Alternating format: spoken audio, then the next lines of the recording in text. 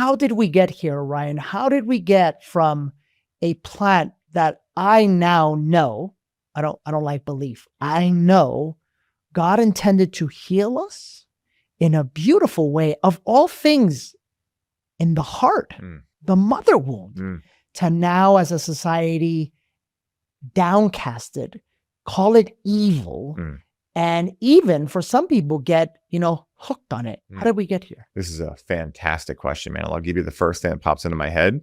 I think overall, the overarching foundational layer of this is that people aren't ready to take full ownership over their experience of life.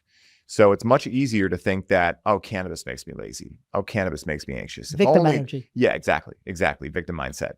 And I think that that's one of the main ways. The other thing is that, let's be real, right? I think you and I could both agree that the mainstream media is not what we would entertain as truth, but let's be real. They're good at what they do. They're very good at instilling fear. They're very good and skilled at what they do. Experts. Exactly. And think about it, these days, we have YouTube and these ways that we can kind of cross-check things and whatnot.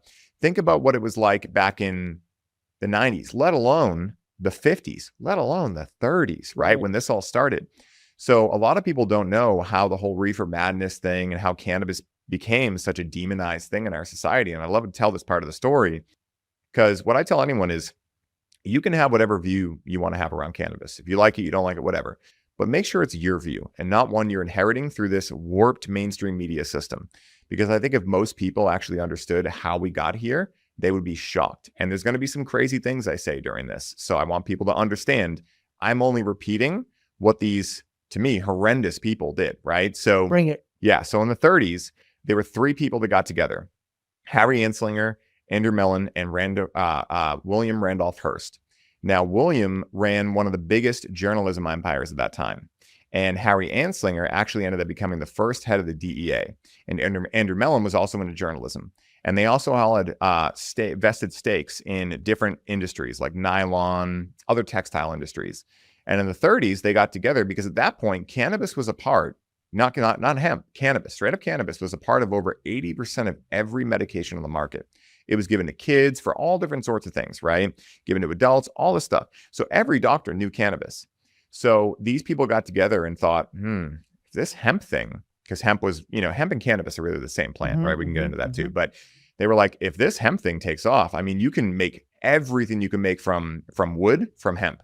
So you can make, look up the textile uses for cannabis. It's honestly insane.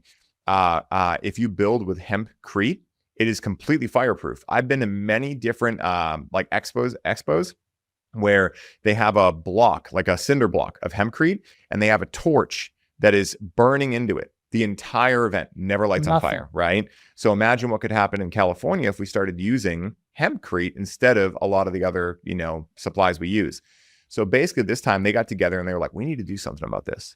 So they invented a whole entire myth called reefer madness, again, this is where it's going to get a little crazy. They invented this story that Mexican men were coming over the border and raping white women with this brand new substance that had never been heard of called marijuana. And they went to Congress overnight and were like, we need to ban this. And they were like, are you sure we shouldn't have a public vote? And they're like, all right, did you hear us? White women are getting raped.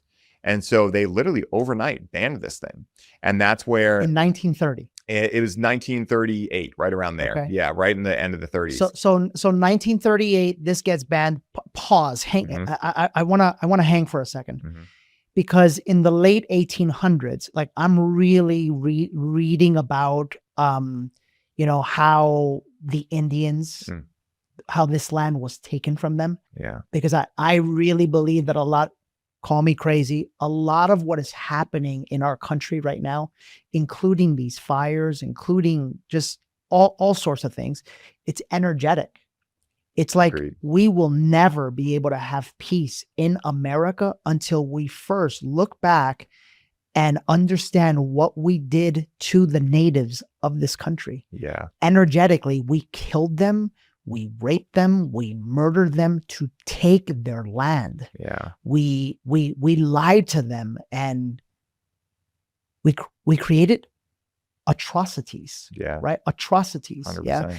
So much so that all they wanted, and I can imagine back, I can only think of how beautiful life was back then. Yeah, man. They didn't even know what land ownership was. They didn't even understand the concept of that. And they probably just lived peacefully amongst each other in beautiful tribes. And they probably used cannabis and mushrooms, and maybe if they had access to it, to just create spiritual ceremonies. Yes. And we rob them of all of that. We rob them of the unity of man with land. And that is why, if you ever look at the craziness and the madness is happening in America right now, it's happening because energetically, we're paying the price from that California gold rush. We're paying that price. That's real. The energy of all of that is what's creating some of these fires. And I'm not, Danny Morel said that, I'm not blaming. I'm just, please look past the surface. Right? Until we as a society don't first go back and say, time out. We killed these people and we took their land and we called it ours. This is going to be a perpetual cycle. I mean, history is doomed to repeat itself if we don't learn from it, right?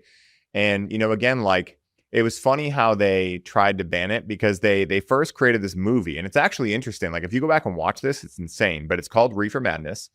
And in there, they had some of the most ridiculous statements of all time. They had one statement that was, when someone smokes a marijuana cigarette, they'll take a hatchet and they'll run through the town hacking everyone to death. Like, insane shit, right? That makes no sense. And so they invented this whole thing where they were like, well, it's not fully illegal. You have to get tax stamps. It's called the Tax Stamp Act. You have to get tax stamps in order to grow it, have it, sell it, etc. But the thing was, they never gave out the tax stamps. So it was kind of one of those like purgatory, no man's land things with like, no, it's not illegal. We're going to make the tax stamps, but they never gave them out. So what started happening was, then, because Andrew Mellon and William Randolph Hearst owned the entire journalism empire of that time, every single thing that people were seeing had the same story in it. And it created this, objectivity around the plant. And then you get into the 50s, you get into the 60s, 70s, war on drugs, just say no, all that stuff. And it got lumped in with all that. Not to mention the fact that it's very easy. If you make something like a plant that helps people soothe their trauma and things like that, if you make that illegal and then you privatize prisons, you can essentially create legal slavery by going into low income areas and arresting people using this plant and then throwing them in jail and giving them pennies a day to make soap or whatever the hell it is. That's another big part of it. Which another big part of what we're witnessing with the LA fires right now is that they're taking the prisoners to fight these fires and they're paying them pennies on the dollar. Yeah. It's legal slavery. And how many of them are there because they just think of the stupidity of this, guys. It's insane. But think of the genius of darkness, because what does darkness want? Darkness wants separation. Darkness wants us to be in our minds. Darkness wants us fighting amongst each other and depending on what the government tells us to do or not do. All of this to keep us from our heart. And cannabis is actually the medicine that is intended to help us heal our heart. So of course, darkness is going to want us to think all of these bad things about it. Why? Because when we return to our hearts, we return to oneness with God and we return to being free and return to our heart and soul. These fucking guys are genius. It's just, it's perfection. And that's the thing is like, that is everything on that side is not me, but you do have to respect the level of accuracy and awareness they have because you need to know what you're up against, right? And if you think they're stupid, you completely miss the point. And I think that one of the other big components here is that one must ask themselves, well, Brian, if all this is true, right? If they made this whole smear campaigns, they make legal slavery, well, why are now they making it legal, right? Is it because they care about our health? No.